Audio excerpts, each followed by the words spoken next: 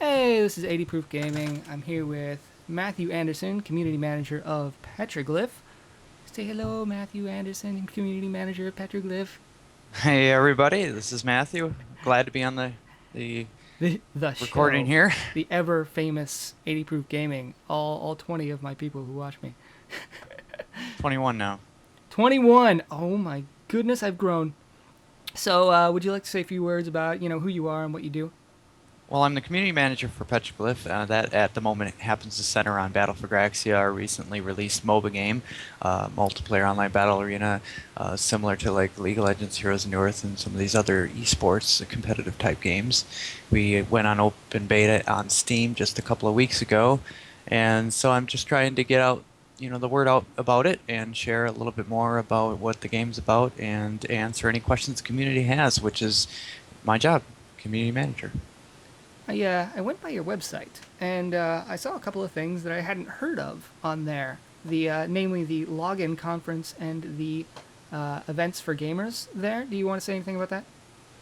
That's a site that's actually one of my own that I run, so that's not affiliated with Petroglyph at all. I'm a Um, bit of a fan, you could say, on all of the events in the game industry. So, we tend, especially as community managers, we get together often in like hubs like Seattle and San Francisco, and those cities happen to have a lot of events like GDC, E3, and I'm sure most people have heard of those. And there's a little over 100 of these major events, and so I have a site that organizes all of those. that is fun. And I noticed that you taught English in China. Is that right? Yeah, that's right. Yeah, I went to China in 2007, 2008.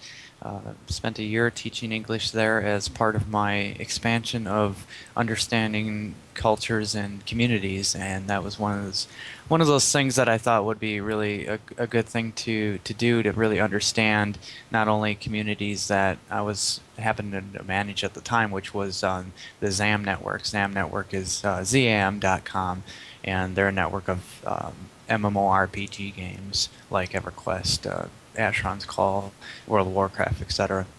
So I was a manager of one of those sites at the time, and as I was building my career and just getting out of college, I was thinking, well, geez, I should go out and see the world a little bit instead of being stuck in my mother's basement. I'm partially kidding there, and so it was a really good experience, and it really taught me a lot about another culture, which I think really benefited uh, in my career as well. But I really think that anybody that is thinking about actually traveling the world to actually take a few months, maybe not a year, 3 6 months, and actually going somewhere and teaching English really can expand your horizons in more ways than you would expect. How has that affected your career going forward? Well, that's a good question. I I mean, personally, I would say that it's helped me in becoming a better community manager, certainly, and just how to react to certain people. When they respond to you, how do you react to those who are trying to be helpful? How do you react to those who are just trolling the forums, and dealing with persons that perhaps don't speak the same language. Maybe they have a very broken English, and their native language is something else, and you are better able to recognize that. Whereas it might appear as though they're just trolling the forums when they are really trying to communicate and trying to actually bring about a point. They just don't know how to say it in English that well. So there's little things like that that's definitely helped. I came back from China, and I had a temporary job for a few months as a community manager remotely, which is most of my experience, and then jumped into getting a position here where I am now at Petroglyph on site as a community manager for their games. Petroglyph as a company is really community focused. In what small ways, or large ways, do they actually put their energy into growing a community? Well, I'm the actual leader of the community team, which is we have a few of the moderators that are contracted out and then volunteers. And so I manage most of that and try to set a focus and direction for how the community moves forward from game to game, because we don't just have Battle for Galaxy, we produce board games, we produced a couple of PC games on Steam. You can go to Steam and just search for Petroglyph, and that'll come up with a list of all of our games, including some of the older ones like Star Wars, Empire at War, Universe at War. Those are the first couple of games that Petroglyph produced. And so we have a wide range of games from a wide range of genres as well. It's not like we just produced first-person shooters or something that might be a little more similar to each other. So that's been interesting in trying to build a common community. But I think we've done that, and Battle for Galaxy has really been really an interesting stepping stone to that, because it's one of those games that a lot of different people like, and as I'm sure you know and have seen, it is interesting when you have a wide range of different player types come together. A lot of the times, you can get some really great teams out of it, and sometimes, people fight, and so it's interesting dynamics there. But we've been able to do it by keeping, central forums up, having social networks to communicate to the community. I mean, it's really kind of an obvious thing to actually. It should be obvious, I should say, and the question of how do you keep the community together, especially when you have different games and genres, and the best way to do that is to, talk with them. So it's all about enabling, just Yeah, giving yeah, them keeping the communications tools. open, talking with them, and also, little things like this, actually being able to actually take some time to respond to questions, and some great questions right away, by the way, and just Um, being that willing to do that instead of not, if you don't have a face of the game, as part of the team, as part of the development team, there's nobody there to actually for the players to relate to. Then you're on a bad track right away, I think. and us folks at YouTube, we definitely have experienced the people who are not willing to put a face forward, and it's not. It's more off-putting than I think the companies realize. Yeah, it is. I mean, no news is generally can be viewed as bad news if you're not, stating, well, this is why this is not working. This is why this is slow. This is why we had to delay this for a week.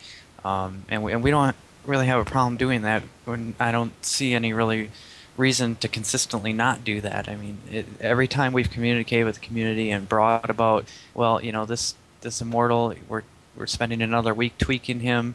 We're gonna have to delay them, which hasn't happened very often. I mean, we've had a pretty good schedule on releases, but when it does happen, we let everybody know, and it usually goes over pretty well, and that also gives more time for the community to actually respond to us about additional tweaks and balance changes that they're looking at too. Because this is another thing, we have a group of testers. I mean, it's open beta for Battle for Galaxy right now, so technically everybody's a tester and helping out. I mean, that's any online game, you're always helping out, even if it's live. But we also have a more focused, smaller group that we communicate a little more closely with, that helps gather all the information and feedback from the rest of the community on everything they see, just so we can respond to and make those last-minute changes where we find them. Um, would you like to give? I mean, we've talked a little bit about Petroglyph as a company. They do board games, which, by the way, I was shocked to learn. I have no idea, and I've seen their board games time and again as I walked through, the local card store or whatever. But Yeah. I didn't know those were Petroglyph, same company. Oh yeah, we Bizarre. have 4 board games right now that we produced. One of them is the first one actually, Panzer General Allied Assault, is now not for sale in most areas anymore. So it's kind of a collector item. Go and grab it now if you see it anywhere. We're also, we do giveaways and anniversary events, and we'll hand some of those out that we still have.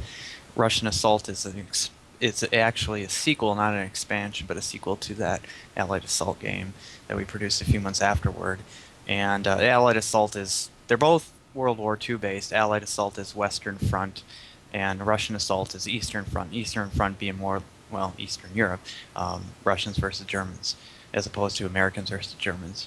And we produced those, and then at the same time we actually released Russian Assault, we also released Guardians of Galaxia, the board game. All three of those, Ally Assault, Russian Assault, and Guardians Graxia, have a similar design. They have cards and they also have a tiled board. Heroes of Graxia is the fourth one, which is a little bit different. It's more like Dominion, if you've ever played that card game. It's a Oh deck yes. building card game, and you have just cards, and you use them to place onto any table, and you build your armies and fight one versus one, you and somebody else. The other games are like one of 2 to 4 players, and so we spent almost 2 years just trying our hand at developing board games. It went really well. I think we had a good success with that. We would like to have continued it, but we had some other projects that came about that we had to shift to. Namely, Battle for Graxia is one, and so we that goes back to the really trying to try out, and a little bit of an experiment with, what can we do to make Petroglyph successful? And it's not just being confined necessarily to one genre, but we tried, several, and at the moment we're trying MOBAs. And if I'm not mistaken, is Balak named after you, the Oh, immortal? that would have been neat, but no, I didn't have an immortal named after me. My nickname in the game community is Berek, Berek. Some people say Berek. Um, I kind of made it up. It's actually from Lord Beric Halfhand, which is the Tominous Covenant Chronicles king, I think it is. And so I kind of pulled the name from there. Used to be Beric Halfhand, but I kept getting weird glances every time that I would mention the full name, so now it's just Beric. Balak was... I'm not actually sure where we came up with that name. Our lead designer, I think, when she was developing, Amanda Flock is our lead designer, she was developing it, and I came up with the name at that point. And that's another thing that's actually interesting to note is, where do we come up with these names? Where do we come up with the designs? How do we come up with all of these different characters? Because there's quite a range. I mean, we have Balak, who's a gun-toting short dwarf, and then we have wizards of a sort like Vezin, and a variety of other characters. Lazarus, who's a huge scythe that he wields, and deathly kind of figure, and a bunch of others that It's have also other defined by disciplines. being really, really OP. Just saying, just throwing that out there. Okay. I'm just Yeah, we're kidding. working on those, balancing those out. It's tricky, No, especially the he's more that fine. are He's just added. I play characters that are weak against him, so it's like I will run into him and I'm like, oh, dang it, I'm out of here. Well, we look at that in the forums, and if there's a lot of people that are like, well, this one's overpowered or this one's underpowered, then we'll take a That look at that and tweak them. that leads really well into one of the questions. Chaos, Lazarus, Pycon, Scorpix, Talia, Tatiana, and Zai are being played way more than anyone else. What are the plans? Are you going to be buffing other champions, nerfing those ones, or is there some other third option that you might be taking? We remove them from the game entirely. No, I'm kidding. Yeah, yeah, Uh, that's yeah, the natural decision, right? there's there's a design system that's employed by the designers who actually look at some of the statistics and try to. They set certain ones, a certain formula. I don't pretend to entirely understand it. That has a base foundation for all of the immortals, all of the characters. And if one looks like it's a little overpowered, a little underpowered, they'll tweak certain things, but keep other things balanced so that otherwise you can just imagine it. You'd see, oh, this character's overpowered, this character's underpowered. The community's saying this one's can do this and it's way too powerful, and it's just pub stomping everybody. Let's just tweak some of these knobs at random and see what happens. There's got to be standards. So there's definitely standards there to keep it all consistent. We're not just like we don't just see the community's reactions to a certain immortal and then go, oh my goodness, that's obviously overpowered. Tone everything down. There's a system there. We identify, well, what's really overpowered. Is it the is their health just simply too much, or do they have can they use abilities quicker? Is there cooldown times, magic offensive, regular weapon offensive? All those statistics are considered, and then we tweak it, put out a patch, see what the community thinks, and then maybe tweak it a little bit more. I mean, that's why we have at least weekly patches specifically to to show the community that, hey, we're listening to your feedback on this week. We changed this and that. I also like to mention, by the way, there's too many industry games that mention these weekly updates as patches, and I don't like to actually say that because it's specifically. I mean, you tell me. It's specifically, in my view, states that it's broken. There's something broken. We're patching something to fix the issue. As opposed to a lot of these updates, we release new features. We had a game update last week that launched UStat into the game, first immortal since Battle for Galaxy was actually released. And we don't call that a patch. We're I not love fixing it. Ustat, by the way. That's my favorite character design of all the characters. Mine too, because I love the wolves in general. I like his pet is pretty neat. Just not just gameplay wise, but also just as a wolf. I think that's really cool. Iceland has kind of a wolf theme to a point as well, but not an actual wolf pet. My second favorite character. Yeah, Ustat's actually sort of tricky to play. You have to be a little more experienced to play him successfully, but I still like him just because of that. And it's actually interesting. Um, I bought a house a few months ago here in Vegas and started decorating it, and I I have a thing for wolves, and I have wolves all over the walls. And a couple of friends are over this weekend, and they mentioned, well, Matthew, you have a lot of wolves, and how many do you have? And I was curious. I was like, well, that's a good question. So I started counting, and I have 69 actual wolves, of on pictures and everything, all over the walls. That is a lot of wolves. I like wolves myself, but not 69 wolves worth. Yeah, somebody said you should get a wolf as a pet, and I think that's illegal. But You I can get I will like try. a wolf-looking dog, like a I don't know, a Yeah, husky or something. somebody mentioned, I forget what type it is. If anybody has an idea on, anybody who happens to listen to this and recommends a type of dog that's tame, that's not too scary, because wolves are not. I mean, the reason you can't get a wolf as a pet is because they're natural animals. They're not meant to be pets. So you want to get Scary. something that's just like a dog but looks like a wolf. And I know there's a few like that. But anyway, that's my. If I ever had a pet, that's what I would get. The acronym for Battle for Graxia is BFG. Was that at all intentional? Did anybody realize that along the production thing and go, Oh, I absolutely. like From it? the start, actually, I was one who kind of pushed the acronyms thing. I think that's important. It's one of those identifiers. You don't want a long-winded name for a game or anything for that matter without having an acronym or a phrase or statement that is easily recognized for that product. And BFG just happened to work out in that sense. Now, I mean, there's a few things that you can actually plug in there for BFG. Best friend Um, game, obviously. sure. But there's the couple of the obvious ones, and it was like, hey, Battle for Graxia. Graxia is actually a universe that we created. It's our own IP. Guardians of Graxia, Heroes of Graxia, some of those games that I mentioned earlier that were board games. Also, by the way, Guardians of Graxia happens to be a PC game. You can get it on Steam too. We'll probably have specials this. In fact, I know we'll have specials for it this holiday. Steam. I think they have an event that's starting in the 20th, so you'll want to watch for that. It'll run for a couple of weeks. They do this every year. And Are they if going you to do that typical thing where they offer it for like 20% off and then like last day they offer it for like 75% off?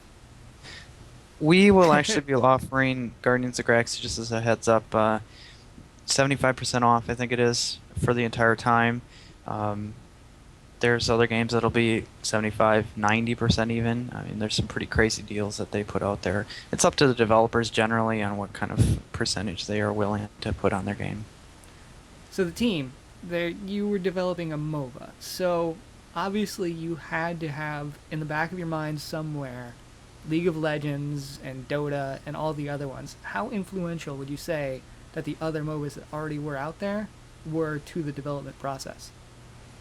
Well, we're fans of a lot of those games, so we had natural inclinations on what makes a MOBA work. I think, it would be silly to say that, well, we never looked at any of those and we all came up with these ideas on our own entirely. That's just silly. One part of the development of any game is you understand what works and what doesn't work, and that's by some examples from the industry in general. And then you innovate and you build upon some of those foundations. It's like any genre, first-person shooters. Some things just work. It just works. It's expected, um, and you build upon that, and you make a unique game out of that players will play. Hey, I like first-person shooters too. Try this new one. It's really great. It's not completely foreign where you might as well call it put it in another genre. So yes, we do look at those games and we do try to understand what is, something that really seems to be working for all of those games. In what ways were they the most similar to those games, and in which ways are they the most different? Like, which categories did you say, we don't like the way this works, and how did you change those? That's a great question for the designers, actually. But in general, I would say that the number of abilities, the number of maps, the layout of the maps, the layout in terms of gameplay strategy-wise, not decorations and colors, little things like that that don't have as much of an impact on the actual strategy. Um, matchmaking is quite a bit unique in Battle for Galaxy. We have a pretty great matchmaking system, especially when you get a bunch of players together and it really is able to match up everybody quickly. But in general, it's just take any sports game, take football, take baseball, basketball. There are many versions of those games out there, and I was in China for a year. They have their own versions of those games as well. Ping pong is, they have a version over there. Table tennis, I think they call it. I don't know the Chinese name for it, but they have versions of that too. It has the same table, it has the same paddles. You're doing generally the same thing, but the rules and everything else are different. It makes it really a unique, different kind of game. Going forward, you guys have a lot of options of where you can put your priorities. You can make a lot of skins so that you could get the monetization really going, sort of expand the skins you already have, focus on really pumping out a lot of heroes so that you can have more variety. Or you could buckle down into the systems themselves and fix some of the things that are going on in there. What do you think will be the priority from here? Well, we're going to do definitely a little of each. I mean, we see the interest in actually having a bunch of skins released for the Immortals, and we try to make new skins for some of them. Speaking of which, I'll give a heads up that we are actually going to be producing a unique skin for our expected MOBA Fire launch. We're going to be putting Battle for Galaxy on MOBA Fire. This is in processing at this point, and we're just, trying to finalize exactly what the site's going to look like and how we're going to move forward with it with their team. But we're going to be launching, or it'll be soon after, some sort of exclusive skin that you'll be able to grab on MOBA Fire as a MOBA Fire type skin.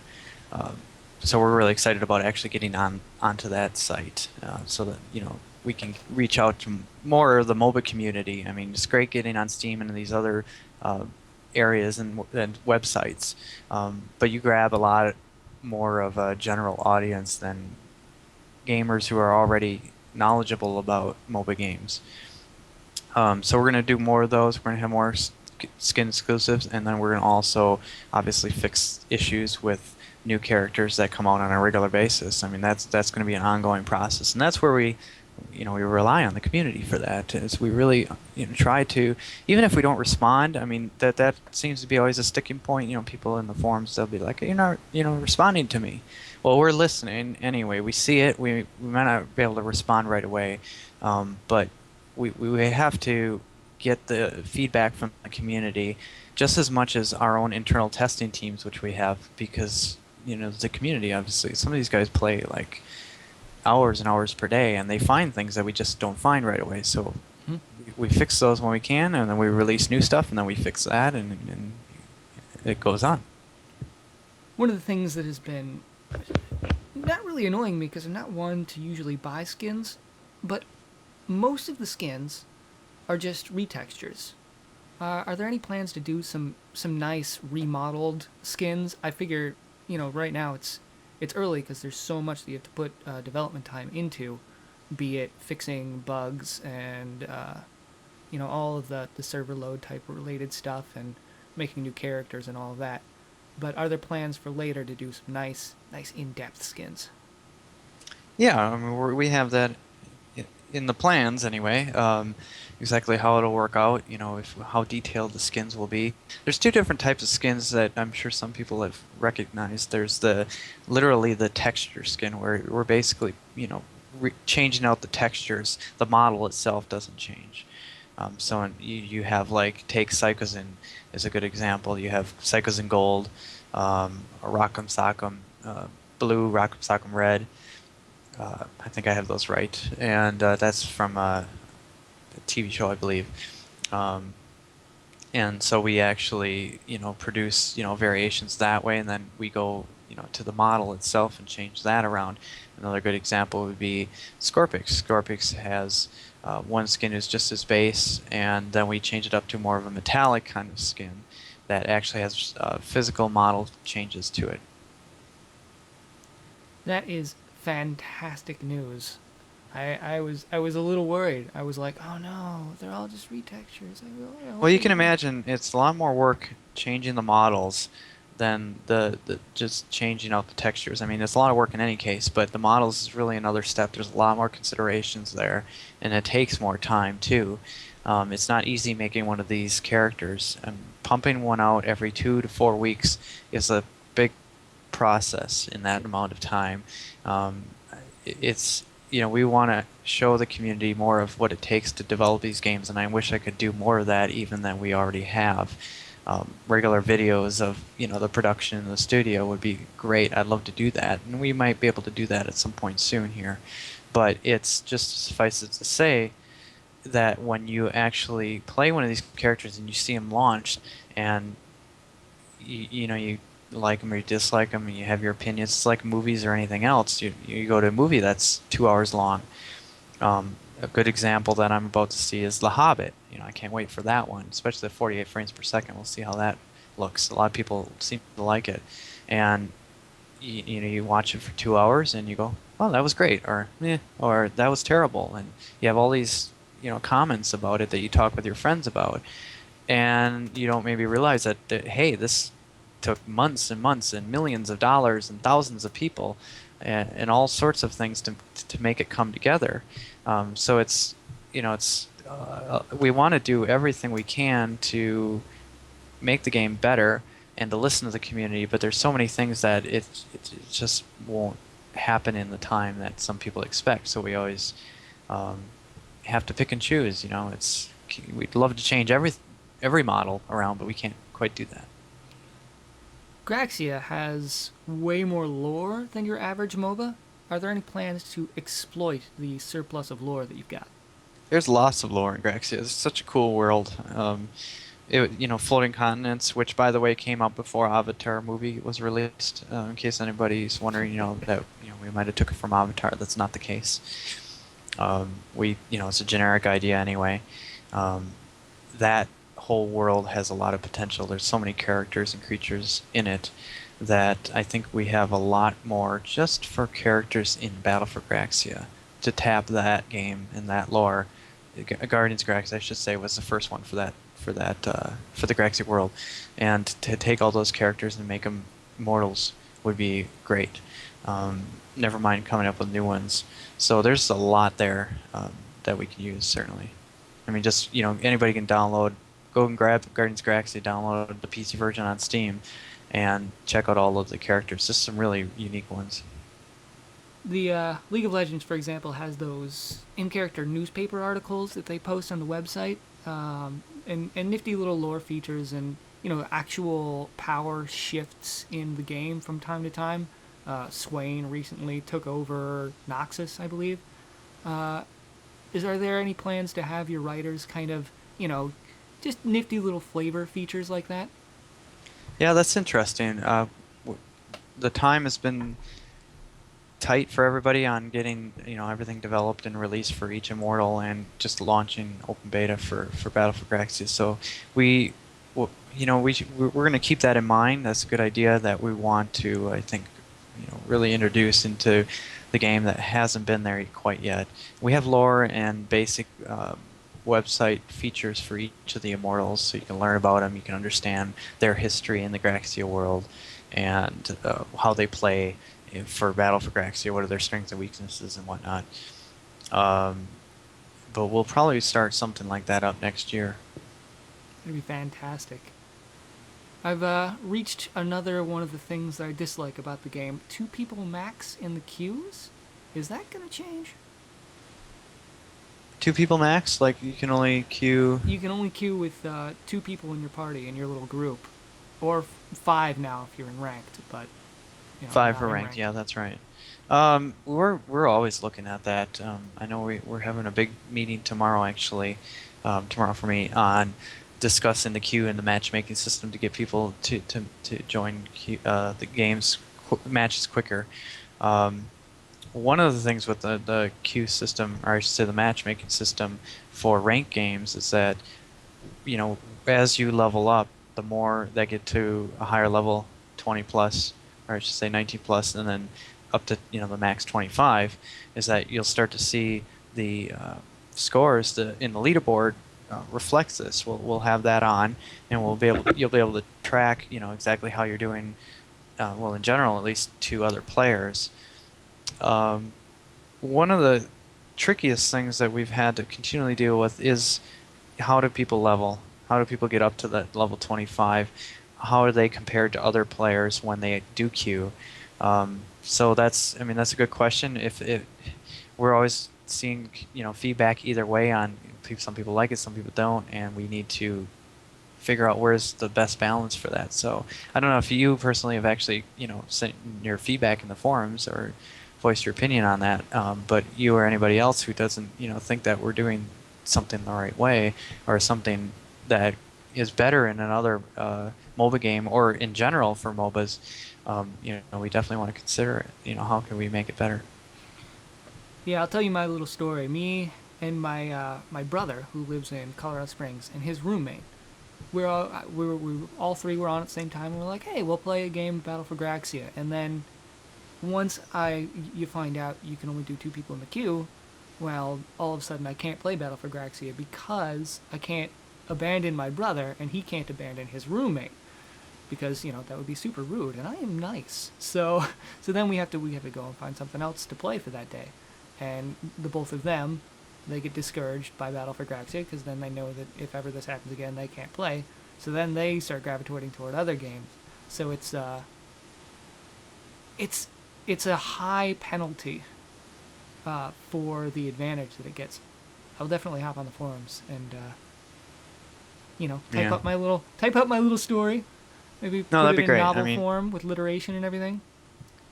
Yeah, definitely. And sometimes there's just to point out, there's sometimes matchmaking errors. Like, literally, it shouldn't be that way. So we've been working hard on that, and there hasn't been very many recently. But sometimes, depending on how you're queued and who you're queued with, it can maybe not match you right. So there's possibilities for that, and just you queue and fixes itself. No big deal there.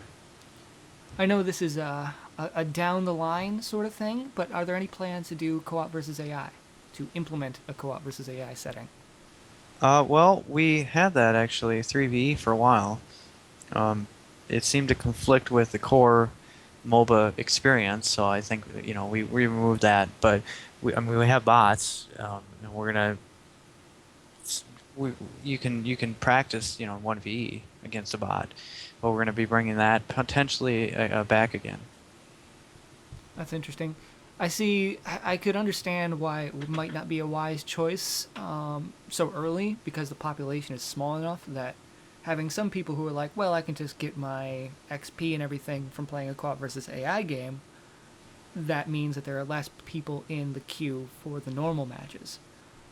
So that's an understanding, an interesting developmental decision that'll have to be made.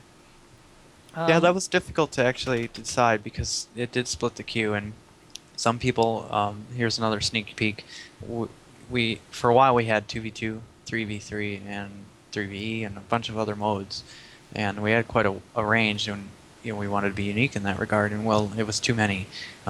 Some people, depending on the time of the day, would shift to another one and split the queue.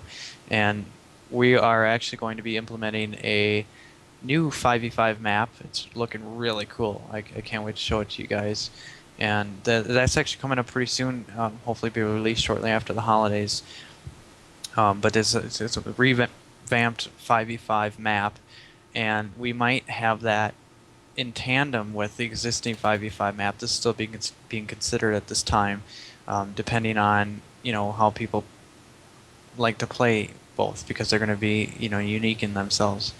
Have you considered like a playlist style, like in Halo, there where you had a lot of different types of maps, and you picked a playlist of maps, and you would get a random one among those. I know That's interesting. two maps is a little bit low for that style of thing, but it's an interesting thought.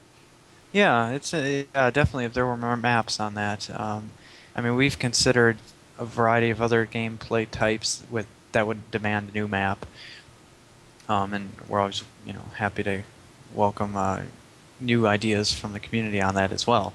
Um, but we want to keep it focused. We want to make sure that there's only a few, which at an initial glance for non-MOBA gamers might seem like we're not doing enough in that regard, but it's not necessarily about the map in that sense. There doesn't need to be 1,000 maps, or 10. There needs to be one or two really good ones that you can play over and over again with different mortals. The reason I brought it up was just that in other MOBAs that have tried to introduce other game types, I'm not game types exactly, but um, alternate maps and such. One would be the one that people played, and the rest would just get completely abandoned. And so I thought, maybe if there was some way to implement it, well, I guess that would just make people unhappy, wouldn't it? Being forced to play the ones they don't want to play. Oh, well, that's why I'm not a game designer.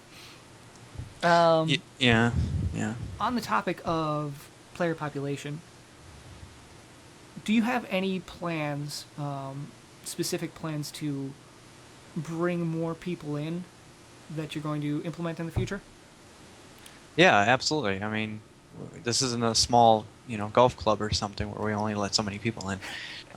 We definitely want as many, gamers that like MOBA games to come and play. It's free. I mean, it's free. You've Come and got no play. excuse. Go play. Yeah, exactly. I mean, download it, play. It's easy. I mean, it couldn't be easier. We're trying to really, you know, give not to mention just download and play it, but also a tutorial is going to be implemented in the game for those who maybe, hey, I might be interested in this kind of game, but I don't know how to play. So we're given really as many opportunities as we can to bring in players of all sorts of ranges, from the beginner to those that know exactly how mobile games work and can just jump right in. So we have plans, like I said before, on MOBA Fire to get the game listed on there. We launched open beta on Steam. Steam is a great overall general community for gamers, and we've gotten a lot of MOBA gamers and non-MOBA gamers to like the game and to stick around. And then there's other possibilities too that we're continually considering, and depending on how the next few weeks works out with the MOBA Fire launch and Steam continuation. Steam holiday sales will bring in a bunch of players, we suspect, and then to keep driving that with things like the tournaments and the events. Those are huge, and we have one that we're hoping to begin January. Frozen Battlegrounds is the name of the tournament, and we announced it. We're going to have signups open in a couple of weeks, and then we'll reveal more about it at that point. The ideal of all of these MOBA games is to become a sort of an eSports competitive style game. And one of the things that is conspicuous by its absence in all other MOBAs is the ability to save and share replays of games. Is there any way, well, I know there's a way, are you planning to implement a replay save feature? We've kept that in mind for a long time. We've always wanted to do it, and we know that the community, that is expected in general that a MOBA game would have something like this. We have only so much development time, obviously. So we're trying to focus on like the Immortals and really just get the balance down and get it to have Battle for Galaxy be a fun core MOBA gameplay experience. Replays is really kind of a secondary thing to that, as cool of a feature as it is. Now we're, like I said, we're thinking about it. We're going to try to get it in, but I can't say that yes, it's going to be in a month or something. So the hope is, sometime eventually, when we finally got things calmed down and everything's solid, then we'll get around to these optional features. Yeah, I mean, there's only, like I said, there's only so much time to develop some of these, and it's either, I mean, would the community like to have a replay feature and halt to new Immortals for 3 months, or however long it takes, or a continuation of new Immortals to try out and fixes and balance changes to existing, and to hold off on that replay feature. So it's that kind of give or take. Yeah, it amazes me how some people are like, well, how come this isn't here? Obviously, it would be better if this is here. Why isn't it here? Well, because time exists, and there's only so much of it in a day. That's why. Yep. What is the release schedule? Is there a solid, these are when we want new champions to be here, once a month, or once every other month, or, Yeah, we're trying to release a new Immortal every 3 to 4 weeks at least. And so we just launched last week Ustat, and so he's playable right now. And in a couple of weeks, actually, I might give a sneak peek this week, or especially next week. We'll start talking about the next one, and the next one is actually going to be, without giving too much away. I don't know when you're intending to release this, but it'll be actually a revamp of an existing Immortal. So that'll be kind of cool to see. We're really changing up one of the existing Immortals, so it'll be interesting to see if anybody can guess which one that might be. Oh, I like that. That's people don't like to kill their darlings. It's a literary term where you've got this section that you made and you love it and it's close to your heart, but you know that as a whole, what it's a part of would be better if it was changed. And people hate that, so it's so comforting to hear that you guys are willing to take something you made and then basically break it and then rebuild it. Yeah. So that's going to be the next one. Then hopefully I'll get something into the community here pretty soon on what one that might be, but maybe we'll do a little poll or something to guess which Immortal is expected to be revamped. I gotta guess. Yeah, guess. Yeah, tell me which one. Well, I would think that it would be somebody who is less popular, Like? so that you can develop more interest in it. We'll put it down by one. So you guess, and I'll tell you. And then, of course, if you actually guess it, then I might not say so. But then that's a giveaway in itself. If so you we're guess it taking right, a risk I'll here, tell but you go you're for wrong. it anyway. If you guess it wrong, I'll still tell you you're wrong. Well, that's the trouble, isn't it? You can't really think of the ones that aren't popular. Well, pick one. And It's not Dazai. I'm gonna say you're gonna remake PyCon. Nope. Not yet, anyway. Of course So not. we're safe. That's one less that people can guess it. Yeah, dang. All right. Last question I got. Do you have any fun stories from during development that people don't really know about? Wow. I should have been hit with that one so I can come up with all sorts of crazy stories. No, I think we've had a few. Can't really think of any offhand. I can say that we have, we're all in the same building. We work together on a daily basis. We have a great team. I couldn't be happier working with the development team on Battle for Galaxia. It's such an amazing group. It's not too large to where you sometimes forget who is who and what they're doing. And it's large enough though to actually produce a game like this. And so we have daily morning meetings, and we have just check out some of the if you're curious on the crazy shenanigans that sometimes occurs. We bring some of the the daily life of Petroglyph up in our podcasts. And we haven't actually had one for Battle for Galaxy yet, so we should do that soon. But we've had a few for the previous MOBA game, Rise of Immortals, and you can go and search on YouTube. The YouTube for the older game is still available on youtube.com/Rise of Immortals, and just search for like Dev Podcast or Dev Videocast, and um, heck, I've even been on videos where I dressed up as one of the Immortals one time. In fact, you search for Carapace, which is one of the Immortals that we produced. You dressed up You as remember Carapace? Carapace, and he was actually an Immortal that was created by Penny Arcade.